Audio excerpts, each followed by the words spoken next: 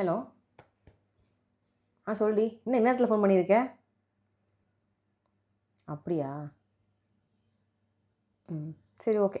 சரி. யார் எந்த நேரத்துல? ஒண்ணும் இல்ல. ஃப்ரெண்டு ஃபோன் பண்ணியிருந்தா. அவங்க அம்மாக்கு திடீர்னு உடம்பு சரியில்லையாம். சரி. ஹாஸ்பிட்டல் போயிருக்காங்களாம். 2 லேக்ஸ் வேணும்னு கேட்டா. ஏன் அவங்கள்ட்ட அவ்ளோ காசு இருக்குன்னு சொல்லியிருப்பா. அவங்கள்ட்ட ஒரு 2,00,000 இல்ல? காசெல்லாம் இருக்கு. ஆனா அங்கங்க எங்கேயா இன்வெஸ்ட்மென்ட், ரொட்டேஷன் ஏதாவது விட்டு வச்சிருக்கா. சுத்தமா இப்போதைக்கு பேங்க் அக்கவுண்ட்ல காசு இல்லன்னு சொன்னா. ஆஃபீஸ்ல தான் இன்சூரன்ஸ் இருக்கும்ல? எமர்ஜென்சில அட்மிட் ஆனா எந்த ஆஃபீஸ்லயுமே கேஷ்லெஸ் வொர்க் ஆகாது.